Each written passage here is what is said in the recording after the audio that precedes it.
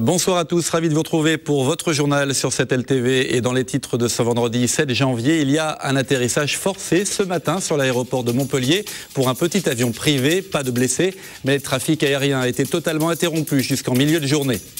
Et puis la commercialisation des huîtres et des moules du bassin de Thau interdite pour au moins 10 jours.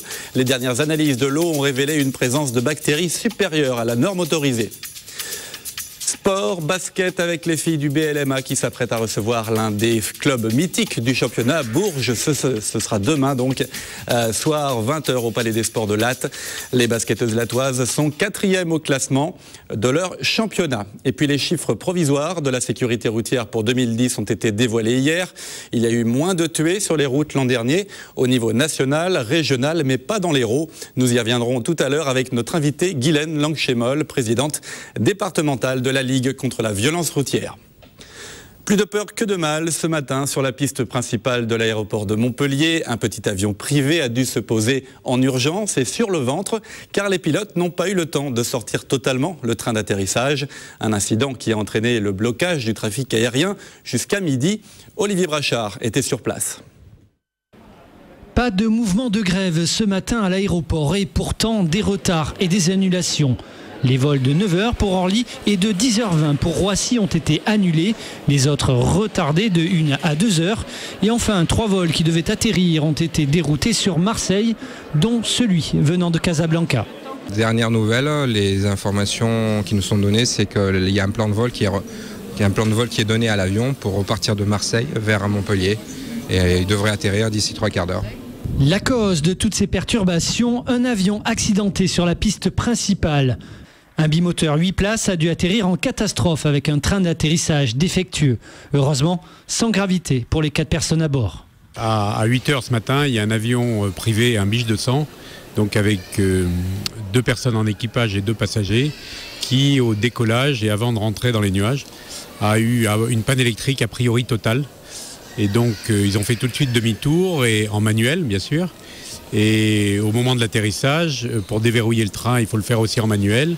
Donc il ne s'est pas complètement verrouillé, donc ils se sont posés avec le train en partie replié. L'avion a finalement été enlevé en fin de matinée et le trafic aérien est redevenu normal en début d'après-midi. On l'a appris aujourd'hui, un nouveau fait divers dramatique a eu lieu pendant la nuit de la Saint-Sylvestre dans l'Hérault. Le soir du réveillon à Pignan, une jeune fille de 13 ans a été violée par un garçon de 16 ans. Le jeune homme qu'elle connaissait vaguement a été rapidement identifié par les gendarmes. Il est aujourd'hui en détention provisoire. Cela faisait 3 ans que ça n'était pas arrivé. La récolte et la commercialisation des huîtres et des moules du bassin de Thau sont suspendues depuis hier par décision du préfet de l'Hérault. En accord avec les professionnels, des analyses effectuées par Ifremer ont révélé dans certaines zones du bassin une présence de bactéries supérieures à la norme autorisée. Parmi les causes avancées par les conchyliculteurs, il y a les plus importantes de ces dernières semaines, mais aussi un phénomène particulier observé autour d'un des points de prélèvement d'eau utilisés pour les tests d'Ifremer. Écoutez. Là, sur le point 10, on soupçonne un peu les oiseaux qui sont vraiment en masse sur ce point de prélèvement. Et donc, chaque semaine, chaque soir, quand ils sont là, la réouverture ne se fera pas avant 10 jours, quasiment, puisqu'il faut deux analyses consécutives bonnes sur les 9 points de suivi d'Ifremer. Bon, voilà. Maintenant, après, les conséquences, c'est vrai que on a très peu de conséquences, puisque le plus gros des ventes s'est fait à la Noël, au jour de l'an. Maintenant, bon, c'est vrai qu'on pénalise quand même les entreprises auxquelles il restait encore du coquillage. Une manifestation des chercheurs et des personnels du CNRS, c'était cet après-midi. Ils se sont rassemblés devant leur direction régionale pour dénoncer un audit commandé par le gouvernement. Audit qui devrait déboucher, selon les manifestants, sur des suppressions de postes. Globalement, ils critiquent l'esprit de la RGPP, la révision générale des politiques publiques. On écoute Josiane Tac, chercheur au CNRS. Qu'est-ce qu'on risque? Ça veut dire toutes les fonctions support à la recherche risquent d'être supprimées tout simplement, d'être externalisées, d'être reversées à d'autres fonctions publiques. Parce que le but là-dedans, c'est de supprimer les EPST. Les EPST, c'est-à-dire ce sont les établissements publics de recherche tels que le CNRS. Ça voudrait dire qu'on fait mal notre travail et qui nous prouve qu'on fait mal notre travail. C'est même insultant pour les fonctionnaires de s'entendre dire qu'on va être plus rentable On fait notre travail et on est structuré et on n'a pas besoin d'une RGPP. Le but vraiment, c'est que l'État fasse des économies budgétaires en supprimant des postes. Les opposants à la loi LOPSI 2 sur la sécurité intérieure ne désarment pas. Ils avaient déjà manifesté à Montpellier le 18 décembre dernier et ils vont remettre ça ce samedi 8 janvier à partir de 14 h. Le collectif éphémère Nomades et Citoyens en Mouvement dénonce une loi liberticide qui vise notamment le mode d'habitation alternatif qu'ils ont choisi. Ils ont tenu une conférence de presse dans les locaux du nouveau parti anticapitaliste qui les soutient. On écoute Anna, l'une des porte-paroles du collectif Nomades et Citoyens en Mouvement. On est plusieurs à vivre en camion, en yourte, en tipi, bien souvent par choix, mais aussi parfois par contrainte pour certaines personnes. Et donc cette nouvelle loi nous interdit concrètement de pouvoir nous installer quelque part et puis de vivre notre vie tranquillement. C'est aussi le principe du nomadisme, hein, de la libre circulation. Donc voilà, à un moment donné, on se pose sur des terrains, ça peut être 3 mois, 6 mois, 1 an. C'est pas du squat, hein, on parle pas de squat, c'est des invitations, des gens qui sont propriétaires de terrain. Nous-mêmes, parfois, on est propriétaires de terrain. Et cette loi, en fait, va beaucoup plus loin. C'est-à-dire que même si vous êtes propriétaire du terrain, si ça dérange, si on dit que c'est dangereux, que c'est insalubre, et ben à un moment donné, on va vous dire, vous dégagez, vous avez 48 heures. Et si on ne s'exécute pas, ils détruisent nos habitations. Et la manifestation des anti-lois LOPSI 2 partira de la préfecture à 14 h donc ce samedi et rejoindra la place de la Comédie en passant par le Pérou et le boulevard du Jeu de Paume.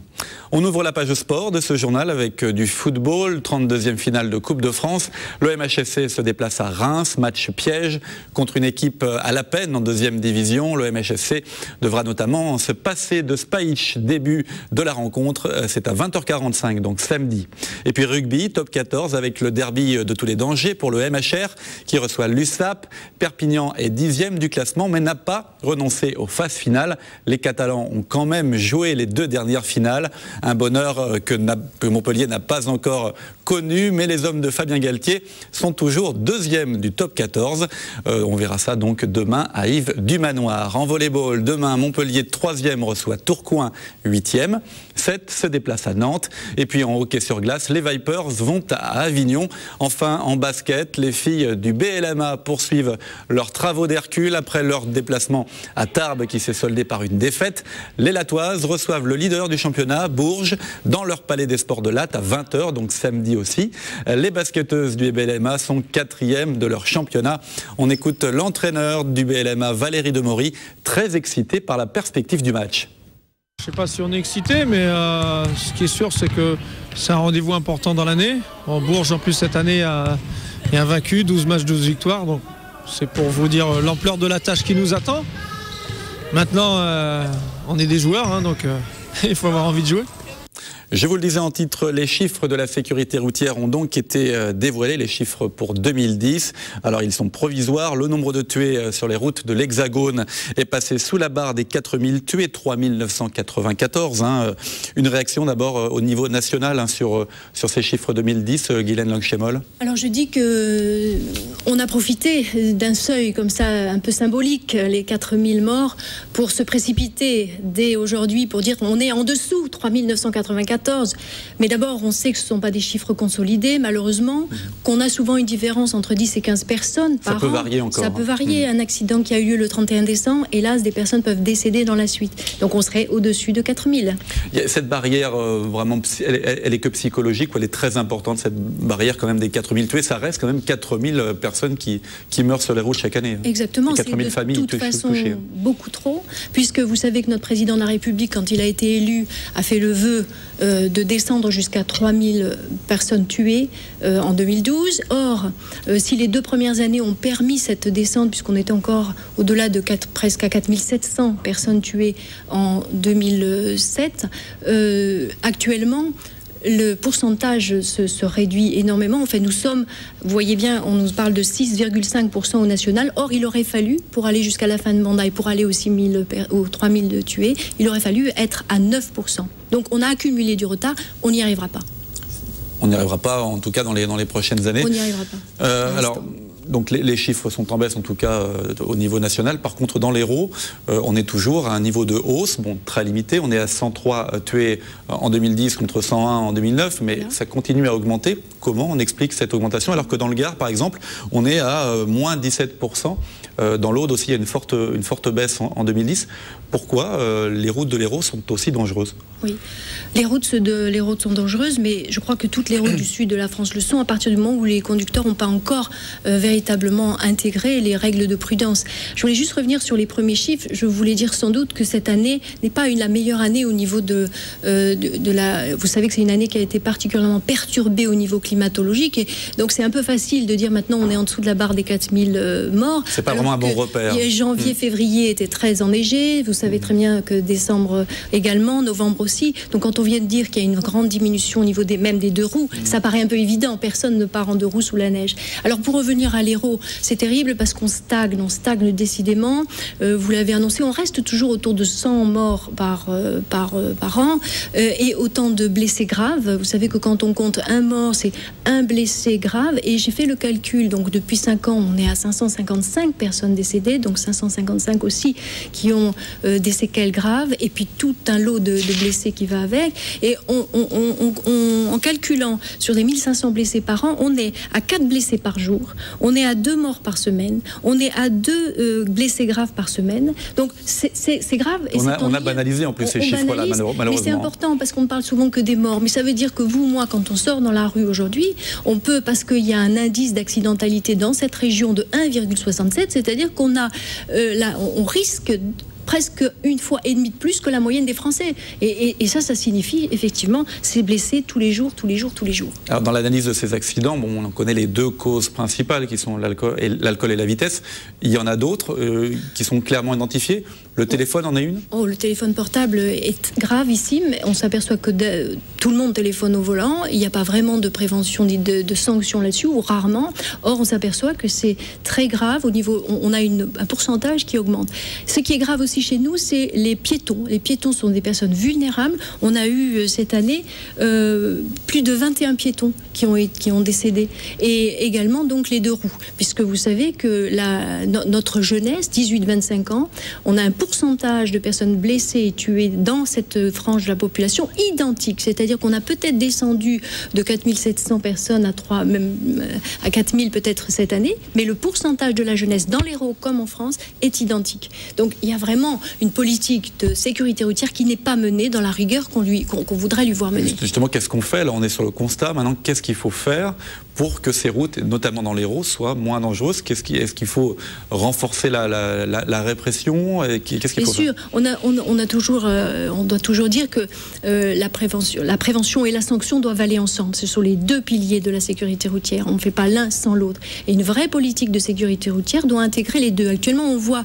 des flashs pour lutter sur la prévention, mais on ne voit pas beaucoup de personnes, de policiers, de gendarmes sur le bord de nos routes. Il me semble qu'au niveau... On attend toujours aussi les radars tronçons. On a beaucoup de choses qu'on attend encore. On attend aussi la possibilité de tout simplement, parce que ça on le préfère encore mieux que les radars, de faire en sorte que les véhicules ne soient pas surpuissants, comme il y en a encore, ce qui paraît aberrant dans cette situation, ou qu'on les équipe de ces fameux LAVIA, c'est-à-dire ces radars intégrés qui rendent la voiture intelligente, qui se met tout de suite à la vitesse autorisée, sans que finalement le conducteur n'ait à être déstabilisé par ça. Donc vous voyez, il y a beaucoup de choses à faire. Et quand on s'aperçoit encore que sur Internet, il y a des publicités sur les alcools, qu'on laisse encore les jeunes partir dans des situations de grande alcoolémie ou de grande toxicologie, qu'on les laisse partir dans cette situation, moi je ne peux qu'être à côté des familles qui hurlent leur peine depuis toutes ces années et qui disent il faut que ça change.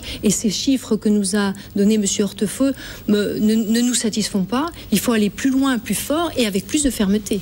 L'assouplissement annoncé sur le permis à points, ça ne doit pas vous enchanter, j'imagine? Ah non, c'est tout sauf ce qu'il fallait faire. C'est ça qui est une grande traîtrise. C'était une demande, c'est vrai que beaucoup de gens disaient les permis sautent les uns après les autres. Bon, effectivement, donc on perd des points facilement. Vous comprenez aussi ça? Je le comprends très bien, mais les chiffres que nous ont donnés les députés sont des chiffres faux. C'est-à-dire qu'on a prétendu que pratiquement la moitié de la population avait perdu tous ses points. Et quand on a regardé les chiffres, c'était tout à fait faux. 75% les Français ont tous leurs points. Et la frange qui perd ses points à 25%, la rétablit très régulièrement. Il y a une frange, par contre, de personnes qui sont de mauvais conducteurs et qui perdent leurs points très rapidement parce qu'ils font des grands excès de vitesse ou qu'ils commettent des infractions à alcoolémie ou à récidive. Donc là, dire maintenant qu'il va y avoir une forme d'indulgence et qu'on va pouvoir récupérer, c'est ce qui va se passer peut-être, hélas, au Sénat, qui va entériner cet amendement qui a été accepté par les députés. Donc on va récupérer plus vite, dans certains cas, ces points. J'ai peur que l'impact dans la population soit mauvais, parce qu'on va s'imaginer qu'il va y avoir quelques indulgences nouvelles, et du coup, on va se dire, on va récupérer plus vite notre permis, donc allons-y. Donc c'est très dangereux, très sensible. On est à la veille d'un week-end. Quel est le message? On peut déjà dire que le début d'année a été dramatique. Il y a déjà 4 morts depuis le début de l'année dans le département de l'Hérault. Il y a d'autres messages à faire passer? Les messages, c'est d'arriver véritablement à intégrer que toutes ces mesures, toutes ces infractions, en fait, toute cette codification du code de la route n'est pas faite pour nous embêter. Qu'un gendarme, on doit lui dire merci plutôt que de considérer qu'il est là pour atteindre notre liberté. C'est comme ça qu'on peut s'en sortir, il faut y croire, et c'est très important de pouvoir parler à notre jeunesse et de dire l'importance du code de la route. Merci Guylaine Langchemal d'être venue nous parler de cette sécurité routière. On aura l'occasion d'en reparler. C'est la fin de ce journal. Le prochain rendez-vous avec l'actualité en direct sur cette LTV, c'est le Flash, lundi à 12h30. Très bon week-end à tous et merci de votre fidélité.